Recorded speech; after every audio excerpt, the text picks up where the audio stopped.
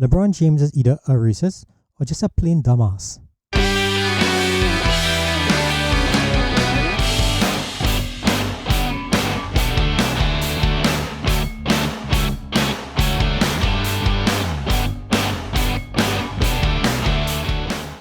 You know what, folks? I find for such a small country, a small island, that Trinidad and Tobago, literally a dot on the map, a dot on the globe, on the sphere, on this earth, and we have way too much confusion, way too much bacchanal and disruption taking place in our society. I mean, it's amazing. Just last week, you should have seen the list last week. So much took place, and I had to go through. I went over my time dealing with all of this stuff. And we're back again. It was just 1 week again, and after that, after the last episode, and the list, it seemed as though the list it grew. I mean, nothing. I just don't get it. A dot on the map, and we have so much taking place. Wow, folks! Episode number 39. Welcome back, folks, to another episode. Thanks for tuning in to all my old listeners and all my new listeners. But before we get into it, allow me to take this opportunity to remind everyone that this podcast is available on all major podcasting platforms, including Google Podcasts, iTunes, Twitter, Spotify, YouTube. And folks, as I promised, this podcast is now available on Facebook. So as soon as this podcast is published, you guys can look out for the link on Facebook. Check out our Facebook page, like, subscribe, and share. Not just on Facebook, but onto whatever platform that you use. Like, share, and subscribe. As I mentioned, so much to get into, so much to get into. I don't even know where to start, but let's get into it one time. So I want to start this episode a bit different. I want to focus on something that took place in the US with regards to this whole George Floyd murder trial, where the police officer was convicted by a jury for murder. What was it? I think he's gonna be sentenced soon, but it was on Tuesday, I believe he was convicted for murder. And you know, that having said that, that's an issue that I think is going to take some more time to be dealt with, because I don't think it's finished right yet. And why I say it's not finished right yet is because of certain statements that was made prior to the verdict being read on Tuesday. That's last Tuesday, of course. So, what happened? Ever heard of the name Maxine Waters? I like to refer to her as Mad Maxine, because if you ever listen to Maxine Waters speak on TV or wherever you hear her speak, the word nutty, crazy, mad comes to mind.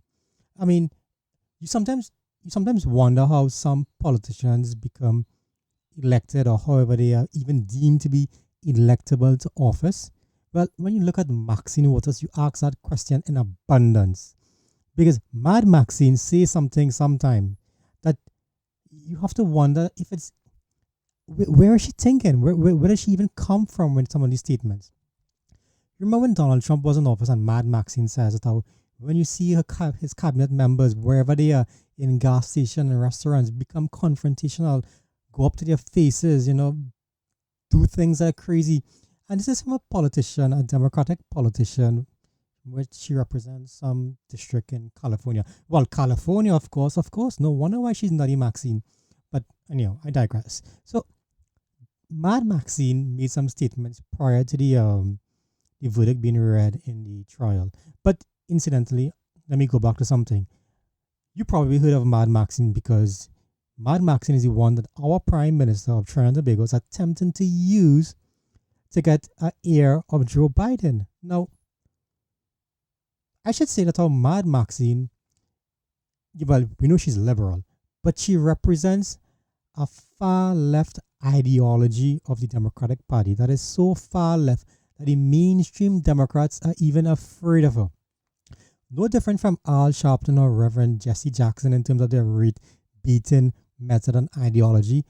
Mad Maxine takes that to another level. Now, the Prime Minister, I cannot understand for the life of me. I think I've mentioned this in a previous episode, what he sees in Mad Maxine, but he's attempting to use Mad Maxine to get Joe Biden here. Whether that's going to work, I'm not quite sure. We wait and see. But if I was Joe Biden, or if I was Joe Biden, a member of his handlers, I would say stay far away from Mad Maxine. She can do nothing for you. Absolutely nothing for you unless it's at election time coming around, whereby she needs to go and use her racist methodologies to get votes for you. But other than that, so what did Mad Maxine say to, well, prior to the jury giving his verdict on this whole George Floyd murder trial? And it has me concerned because what she said has long-term implications for what's about to happen in with this whole case. You see, prior to the outcome of the verdict of this whole case, Mad Maxine said, we have to become more confrontational. Hear that word again, folks? Confrontational. Did it sound familiar? Yes, because that's who she is. She said she used that same word when Donald Trump was in office against his cabinet members, telling her supporters to become more confrontational. It's no difference. This is just Mad Maxine's method. I want to find a quote. I'm not quite sure if I can find a quote. But what she has done, she has said that how she's calling upon the supporters, we need to stay in the streets. We need to become more confrontational.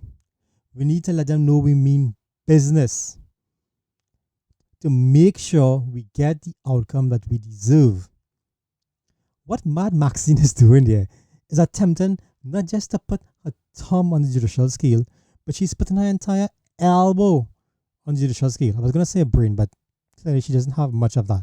But trying to get the jurors, trying to intimidate, that's the word I want to use, intimidate the jurors to bring an outcome in her favor, in her supporters' favor. But when you use that methodology, that's not justice, that's not law, that's passion. That's invoking a cry for your supporters. That's taking the law and making it into a political stance. That's what she's doing. Now the judge in this whole case, upon hearing Mad Maxine statements, said that what she has done essentially is to give the defense team an opportunity to go to the Court of Appeal, whether it be the local Court of Appeal or the Supreme Court of America, United States Supreme Court, and have this case thrown out, probably even a mistrial. Who knows? You see, Maxine Waters being a public figure, I was going to say icon, but I don't want to use that word so loosely. But Maxine Waters using those utterances, or those making those statements, trying to intimidate the jurors to bring an outcome in her favor, may very well bounce back and have this police officer released. For all that it's worth, based on the video evidence, this police officer, I think God was commenting with regards to his use of force. Now, whether he deserved to be charged with murder or manslaughter, that's an entirely different topic for me. Because I'm not quite sure his intent was to murder George Floyd, but clearly it was a use of force. But the murder-manslaughter debate, we can always get back to that on another issue. You see, Waters, as I mentioned before, she's essentially saying, if you don't do what we want you to do, if you don't find Chauvin guilty of murder, if you don't do what we want you to do, we'll burn down your cities. We'll burn down your businesses. Come find you where you live. That's what she's saying. And you know the routine in America. As soon as a police officer involved in as soon as a white police officer involved in a shooting with a black teenager, the first thing that the supporters of Maxine Waters do is to find a nearest Walmart or that's the shoe locker or whatever they call it across there, and get a new pair of shoes. That's it. That's how they respond. It's not to go out and in the streets and protest and call for justice and that kind of thing. Now they look for the nearest Walmart or Target. That's what happens. You see it all the time. I mean, it's impossible to see how people like Maxine Waters would try and influence the judicial process as well. But that's what they do. That's what they constantly do. This is not the first time. But my opinion on this whole matter is that I think the defense have sufficient grounds to go for appeal. There are some people who agree with me. There's this law professor, a scholar, Harvard law professor. You know the whole routine with these Harvard professors with all the letters behind their name or in front of the name, however you want to call it. Alan Dershowitz. He agrees that how there is sufficient grounds for this case to go for an appeal. He agrees with me in that regard. I want to find a quote what Alan Dershowitz would have said with regards to Maxine Waters on his statement. You see, The evidence in Dorsch's view supports, look, he said, supports a verdict of manslaughter but not murder, he wrote. That's what he's saying. And he said, any verdict that did not include a conviction for murder was likely unacceptable to Waters and her followers. However, even if the facts and the law mandate their result, Waters is not interested in natural or neutral justice. She wants vengeance for what she and her followers justifiably see as an unjustified killing of George Floyd. And as I've mentioned, that is not the rule of law. That is passion of a crowd. Wow, he basically has similar opinions to me. But Maxine Waters, you see what she has said here. Her statements is not singular in her mind, in what she's thinking, because I want to jump right back in to George Floyd, not just to George Floyd, but to the police officers in Trinidad and Tobago who murdered two people or two men in their custody. You don't hear anybody in Trinidad and Tobago calling for justice in that regard. George Floyd got justice. Whether it be manslaughter or murder, he got justice. Justice was done at the end of the day. Whether you agree with the verdict or not, he was tried. He was tried in the judicial process. An outcome came about. Two men were arrested in Trinidad and Tobago by SWAT officers, Special Operation Response Team officers. Murdered. Clearly murdered. You've seen the death certificates, how they died. The brutality. I've spoken about it in this podcast on many occasions. And all that you have heard is that the head of SWAT, who I thought gave the instruction, or who in the opinion gave the instruction for what took place, was charged for misbehavior in public office. Where is the justice? But lo and behold, when the verdict came out for on George Floyd murder trial on Tuesday, all the radio stations, everybody was talking about, guilty.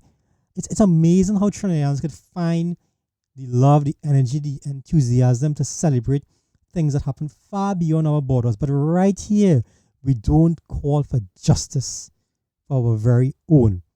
Those two men who were murdered by the police officers, they might have been guilty. Guilty so bad that they deserve to go to hell immediately. Don't even check in, just go straight there. But we will never know. We will never know what happened to them. We will never know if they were innocent or guilty because they didn't have an opportunity to face the court like this Derek Chauvin guy did.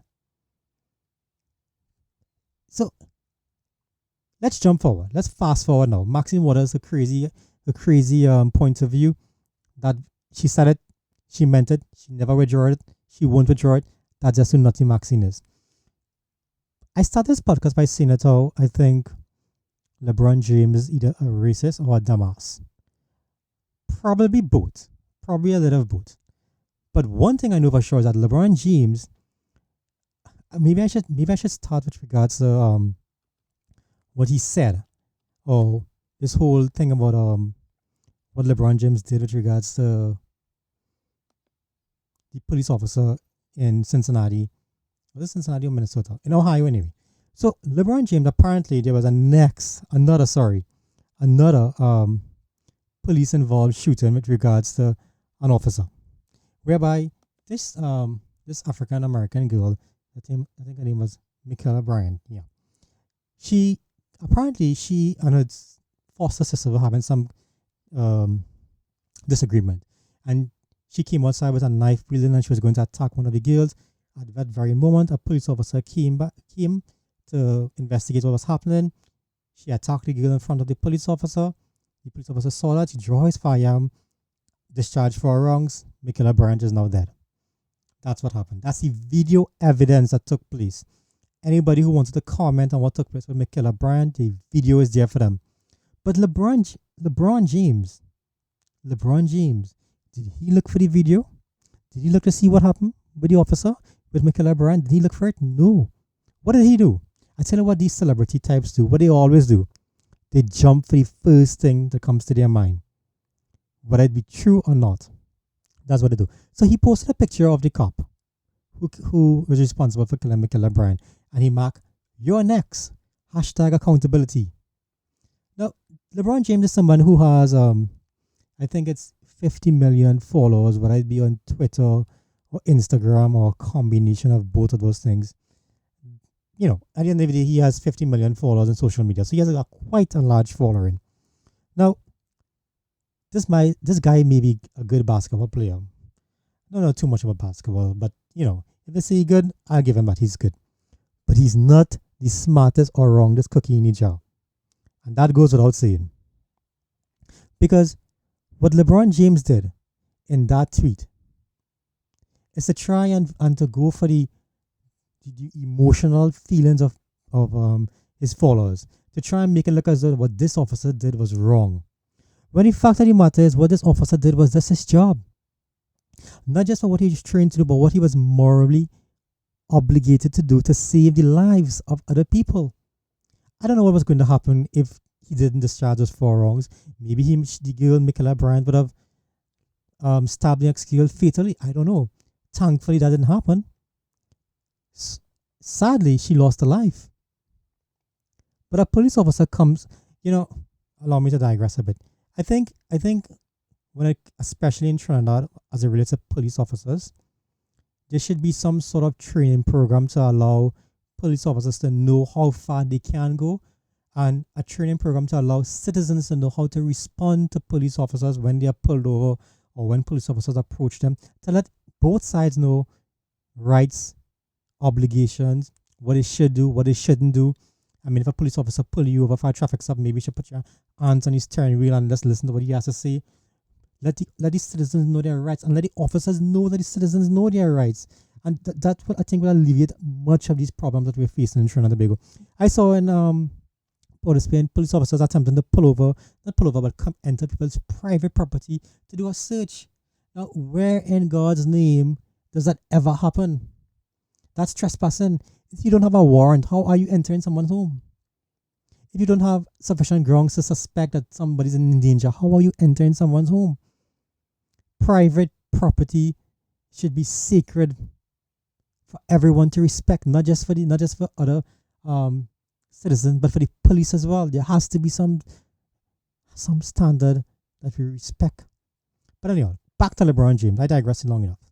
LeBron James sent out a tweet after this tweet that he posted with regards to the officer picture. He took down that one, by the way, and he said, "I'm so damn tired of seeing black people killed by police. I took the tweet down because it is being used to create more hate. This is not about one officer. It's about the entire system. And they always use our words to create more racism. I'm so desperate for more accountability, sorry. I'm so damn tired of seeing black people being killed by police." Really, LeBron James? You're tired of seeing black people being killed by police? What about black on black crime in America? You tired about that? What are you doing about that? You tweet about that? You ever tweet about that? But as soon as it's a black person and a white cop, you find the strength and the energy to tweet about those things. He went on to send another tweet. Anger does any of us any good, and that includes myself. Guarding all the facts and educating does do. My anger is still there for what happened to that little girl. My sympathy for her family and the many, and may justice be prevailed. Gathering all the facts and educating does do. So why didn't you take the time, LeBron James? Why don't you take the time to find out exactly what was going on before you sent out that ridiculous tweet? That has what could very well create more hate. You didn't take the time for that. And LeBron James is not just alone in the manner of how he responds, because they play towards the emotions of a certain group of people. And this group of people is not identifiable by any particular race, but a group of social justice warriors. That's what he's doing. He didn't take the time. And talking about they use our words to create more racism. What about your tweet? What did your tweet intend to do given the facts that we know now? But he doesn't want to talk about that. Or what about LeBron James with regards to China? Should we forget about LeBron James? Should we forget about that? How you would defend China You would defend China and all the atrocities that they're doing against um, Hong Kong just because you want to get money from China. Should we forget about that? Huh? Is that what we should do as well? But they don't want to. They don't want to talk about these things. We should forget about these things because you know what? These things don't follow their method where they want us to go. They want to plant our minds in a certain area. But it goes on. So I saw Donald Trump respond to what LeBron James had to say. He said, his racist rants are divisive, nasty, insulting, and demeaning. He may be a great ball player. Well, if Trump called you a great ball player, you're a great ball player, so be it. But he's doing nothing to bring our country together. That's what Trump said. I mean, it's amazing. It's amazing. It's amazing how what they attempt to do to get their way. The lengths that they would go to. I don't know, folks. I don't know. I mean, unless something drastically changes, unless something drastically changes to create some sort of fair play and balance in the system, to let people know where you just like I've always said, there's nothing wrong with having a bias, but there's everything wrong in pretending that you operate on a fear mind, just fear. I'm really disappointed in LeBron James. I have been for a while since Trump was in office and the way he approached this entire situation with Trump. You may not like Donald Trump when he was in office, and that's fine. You know, you're not going to like everybody. But the things that you stood for when Trump was in office, you're silent now. You're silent now. You say nothing now. And that to me is distasteful. That to me lets me know that how you were never interested on anything but yourself. You have all of this money and you earn your money hard. You work hard for your money. Wherever you come from, you work hard for it. No one is telling you to spend your money at all. I'll never do something like that. But all I'm saying is that don't pretend that you care when you don't do the proper research. And like I said, you're not alone in this. I hear it all the time. I hear in Trinidad, for example, radio people always talking about what happened in one particular area only, and never again. No one spoke about these men being killed in Trinidad and Tobago by SWAT officers. But you know what? They find them, as far as they're concerned, they kill Andrea Barrett. We don't know that for a fact. We don't know that. The 2 children, or the 5 children who escaped from the Trinidad Authority, they were indisciplined. They deserve to die, you know. But that's a modus operandi. And all I'm saying with regards to this entire situation is that we need to stop. We need to take a step back, understand where we are in Trinidad and Tobago, and then move forward. Because unless we understand that, we spin on top in mud, and we're never going to progress in this country. Okay, so enough of crazy Maxine and whatever you want to refer to LeBron James as. He may be a great basketball player, but he isn't the smartest or wrongest cookie in the jar. Anyway, it's like I said, enough of that. So many other things came up when I was reviewing the week that went by, stuff that I want to talk about. But I guess obviously what's locally making the wrongs these days has been making the wrongs for quite some time, as this whole COVID-19, and we're back in shutdown mode. I mean, public servants have been told to revert to rotation roster 50%. Well, as you all know, beaches closed and that kind of thing. So I don't know what else to say with regards to this COVID-19. I mean, it's now at the point where they're trying to drum up this whole COVID-19 phobia, where we should all be totally afraid and just stop living until COVID-19 is gone by. But it's like I said, COVID-19 is never going to be completely finished. The only way that how we're going to be moving forward is with a mass vaccination exercise. Thankfully, I've seen they've ordered, I think it was 800,000 vaccines.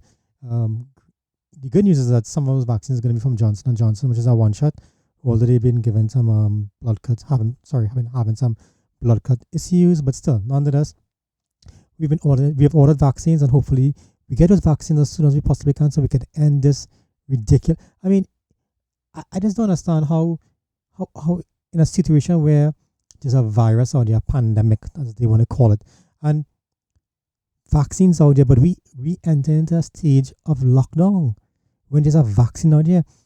It's almost like it's some sort of weird oxymoron. There's a vaccine, but we still locked down.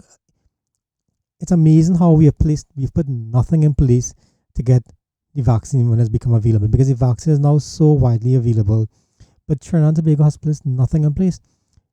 Oh, one thing I want to talk about with regards to this whole vaccination effort is that they say the vaccine is for people over the age of 60 years. Right? I'm sure a lot of you have been seeing a bunch of people who are not anywhere near 60 and they're getting the vaccine. I missed that memo with regards to how do I get that vaccine if I'm not over the age of 60. But so it goes. It's just another situation in Trinidad and Tobago where who rules the order of the day. Because if the vaccine is for people over the age of 60, then how is it that so many other people below the age of 60 getting the vaccine? And the brazen face thing about all of this situation is that people are posting up on WhatsApp and on Facebook. They have gotten the vaccine and they are not over the age of 60. Only in Trinidad you can find such crazy things taking place. There's nothing new to say with regards to COVID-19, with regards to how we don't deal with it. We have to get the vaccine. We have to end the shutdown. We have to get the economy moving again. And the only way to move it is to move forward with this vaccine. That's it. Everything else with regards to COVID-19 is just old news. Save and except, of course, for the new Minister of National Security, Minister Hines. And that guy is a walking issue by himself with regards to all these statements he made. Too much to bring up. I'm not even going to bring it up. At the end of the day, everyone knew Fitzgerald Hines, the Minister of National Security, is a joke of all jokes. Should I say he's worse than Stuart Young? Okay, we'll wait and see what is the outcome. But we all have a pretty good idea of who we're dealing with regards to this man's Minister of National Security. What is interesting though is that he's saying that how, based on the new COVID-19 regulations, he's going to tell the Commissioner of Police to appoint a team of officers to ensure the enforcement of those regulations as outlined by the Ministry of Health. Surprisingly enough though, the Commissioner of Police then responds by saying that he have appointed a special team of officers. He has assigned a unit to enforce COVID-19 regulations. Now, I don't know since when the Commissioner of Police takes his instructions from the Minister of National Security. That's a first to me, because I thought they were independent officers, but they are no office independent in Trinidad and Tobago. We all know that. But still, Commissioner Griffith, for all the loud talking and all the fancy talking, doesn't seem to have any backbone when it comes to standing up to independent office holders, because he's taking instructions just like everybody else. But having said that, this Minister of National Security is not going to do anything different in my mind. He is just going to continue on there. And the Commissioner of Police now talking about cameras to take down COVID-19 breaches of the law. These cameras that were installed by all these different traffic lights and wherever, they want to use the cameras now to find out if you're not wearing a mask, if you're coming out late tonight, if you're gathering. That is what they want to use the cameras for. Not to find kidnappers, murderers, and serious crimes. No, they don't use the cameras for that. The cameras are now going to be used to catch you, to find you. And another issue, I saw these police officers going onto people's private property and attempting to get them to wear their mask and thing. I think at some point in time, Trinidad and Tobago needs to reach the point where we have these education exercises that alerts the population to the do's and don'ts of policing. What are officers entitled to and what they can't do.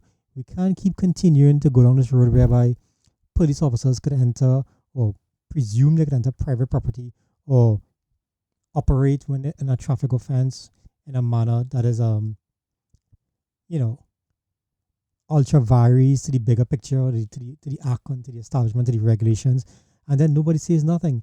I think I don't know where this education exercise need to come from, but I think at some point in time, someone needs to tell police officers what they're allowed to do, and someone needs to tell the citizens in general how they need to respond when an officer stops them. There's no reason for talking back to a police officer or for acting in an arrogant manner or an ignorant manner. The officer is here to do his job. But these officers in Trinidad and Tobago, they operate as though they are laws unto themselves, and that creates the problem. As I've called for long ago, it's time for us to do some sort of repeal of this obscene language law and these resisting arrest laws, because they all stem from the same thing, which is obscene language. If we don't address these bigger issues in a serious manner, I don't see how we're going to move forward in a rational society. Because you look at what's taking place and you see all the videos on Facebook and wherever, and you have to understand where they come from. They come from police officers abusing their privileges or their powers, and citizens not understanding how they need to react to police officers. Okay, having said that, have you all saw Watson Duke? I say Watson Duke is probably he's like a one-man army, and he's going up against Lennox Seeley, who's the CEO of WASA. That whole exercise is a comedy show in on itself. Can you imagine the CEO of WASA threatening Watson Duke to fire him for being on vacation, no paid leave, for however long? Watson then has to get his attorneys to write the CEO of office a letter alerting him to the industrial relation practices. Embarrassing. But the scary part, or should I say, the embarrassing part, is that the CEO continues to operate in office having been embarrassed.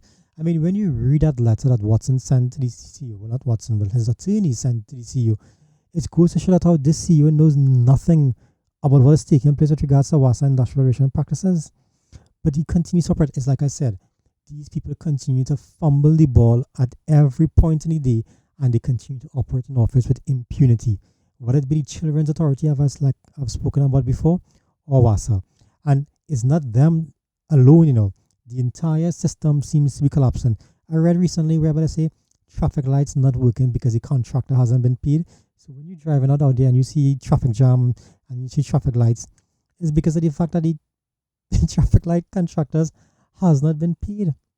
Beyond that, the United States issue a travel advisory for Trinidad and Tobago telling their citizens don't come to Trinidad for terrorism, for COVID-19, and for a bunch of other things.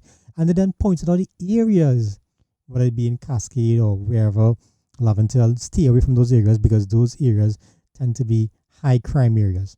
So the UNC then interpreted that to say that those areas are PNM strongholds. Well, oh my God, all hell break loose. I mean, the Prime Minister got involved, the US Embassy responded and said, don't politicize this. But facts are facts. They don't change. The areas where the crime is the highest in Trinidad and Tobago tends to be in PNM controlled constituencies.